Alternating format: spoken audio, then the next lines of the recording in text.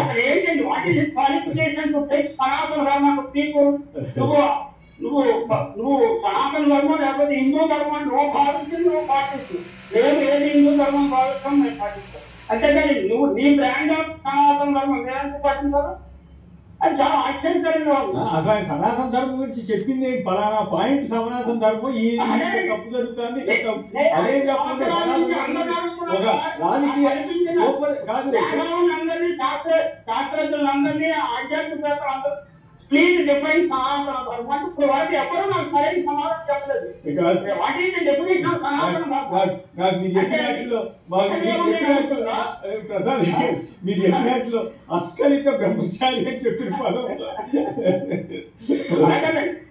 మీరు ఒక దేవుని నమ్ముతారా, అనేక మంది దేవుని నమ్ముతారా? మీరు విగ్రహాలను నమ్ముతారా, విగ్రహాలను నమ్ముతారా? సనాతనులు అలాగే సనాతన ధర్మం అనే పేరుతోటి ఒకటి జరుగుతుందండి. చాలా పెద్ద కుట్రలో భాగం మీరు చెప్పినట్టుగా సనాతన ధర్మము అంటే భారతదేశంలో మైనారిటీ మతాలు ఉన్నాయి, క్రిస్టియానిటీ ఉన్నది, ముస్లింలు ఉన్నారు. వాళ్ళు మన కోడ్లోకి ఎలాగ రారు, హిందూ మతం కోడ్లోకి రారు. కానీ ఇంకా డైవర్సిఫైడ్ మతాలు ఉన్నాయి కదా, బౌద్ధ మతం ఉంది, సిక్కు మతం ఉంది, జైన మతం ఉంది. వీటి కూడా మేము సొంత మతాలు మావి, మా ఐడెంటిటీని మేము ఎస్టాబ్లిష్ చేసుకోవాలని చూస్తున్నాం. ఇప్పుడు సనాతన ధర్మం పేరుతో సనాతన బోర్డు అనేది ఒక ఏర్పాటు చేసి ఈ మూడు మతాలని, సిక్కు మతాన్ని, జైన మతాన్ని, బౌద్ధ మతాన్ని తమ కోరిలోకి అందులో ఇరికించి వాటికి అస్తిత్వం లేకుండా చేయాలని పెద్ద ప్రయత్నం జరుగుతుంది. ఆ ప్రయత్నంలో భాగంగా ఈ సనాతన ధర్మం, హిందూ మతం అని చెప్పడం అనేది సనాతన ధర్మం అని చెప్పడంలో ఉన్న కుట్రని ఇదే నేను భావిస్తున్నాను. కృతయుగంలోని సనాతన ధర్మమా, త్రేతాయుగంలోని సనాతన ధర్మమా, కలియుగంలోని సనాతన ధర్మం? ఈ ధర్మం ఏమిటని ప్రశ్న వచ్చినప్పుడు ఏ సమాధానం చెప్తారు వీళ్ళందరూ? చాలా ఆశ్చర్యకరంగా ఉంది. అంటే whole argument is based on ignorance and some times idiocy అంటారు. ఇడియసీ అంటే యాక్చువల్లీ అప్రోచుకుంది. We are all becoming idiots. Your mind idiots by propaganda. అది సనాతన ధర్మం చేస్తున్నారు, రాజకీయ నాయకులు చేస్తున్నారు, ఎవరు చేస్తున్నారు? అలాంటి అబద్ధాల మీద మన సమాజము చర్చలు జరపడము, దాని మీద రాజకీయ నాయకులు ప్రజలను రెచ్చగొట్టాలని చూడటము చాలా ఆశ్చర్యకరంగా ఉన్నది. అంటే మనందరము అమాయకులము, అజ్ఞానులము, మన చెవులో పూలు పెట్టి కూర్చున్నాము, వాళ్ళకి ఏదైనా చెప్తే నమ్మించవచ్చు అనే విశ్వాసం సినిమాకు ఎక్కువైపోయినట్టుంది, రాజకీయ నాయకులు ఎక్కువైపోయినట్టుంది, మీడియా పత్రికలు చాలా ఎక్కువైపోయినట్టు. ఇది సనాతన ధర్మం కాదండి. సనాతన ధర్మం అనేది ఏది లేదు. మన శాస్త్రకారులు వాళ్ళే చెప్పారు, ధర్మం అనేది ఎవరు అవుతూ ఉంటుంది. కృతయుగంలో ఉండే ధర్మము కలియుగంలో పనిచేయదు, త్రేతాయుగంలోకి ఇప్పుడు పనిచేయదు. ఏది కృతయుగంలోని సనాతన ధర్మమా, త్రేతాయుగంలోని సనాతన ధర్మమా, కలియుగంలోని సనాతన ధర్మం? ఈ ధర్మం ఏమిటని ప్రశ్న వచ్చినప్పుడు ఏ సమాధానం చెప్తారు వీళ్ళందరూ?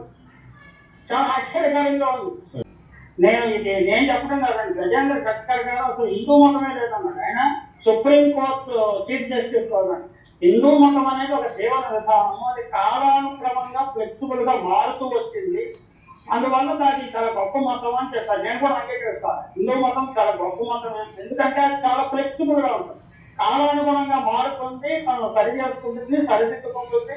సనాతన ధర్మాన్ని నిర్వచనం చెప్పమని నేను 5 సంవత్సరాలుగా అందరిని అడుగుతున్నాను, నేను కలిసిన అందరిని అడుగుతున్నాను.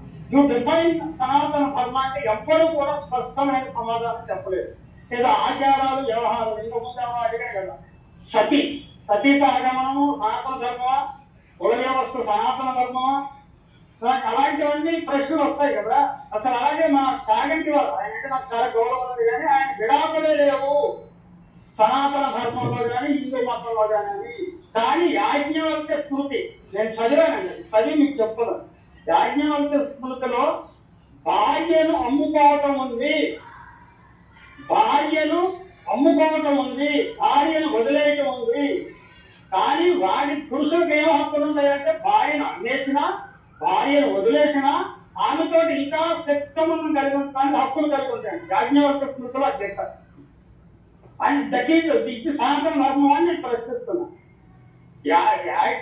మన చాగంటి లాంటి ప్రవచకులు కూడా అబద్ధాలు చెప్పడం అనేది ఆశ్చర్యకరము. అలాంటి అబద్ధాల మీద మన సమాజము చర్చలు జరపడము, దాని మీద రాజకీయ నాయకులు ప్రజలను రెచ్చగొట్టాలని చూడటము చాలా ఆశ్చర్యకరంగా ఉన్నది. అంటే సనాతన ధర్మానికి, సనాతన ధర్మం అనేది ఒక కాలక్రమంగా ఎవాల్వ్ అవుతూ వచ్చిన ఒక జీవన క్రమం, ఒక లైఫ్ స్టైల్.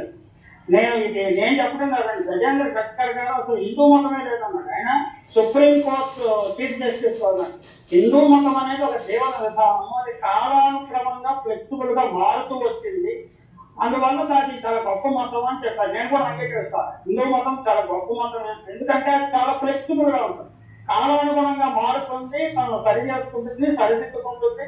సనాతన ధర్మాన్ని నిర్వచనం చెప్పమని నేను 5 సంవత్సరాలుగా అందరిని అడుగుతున్నాను.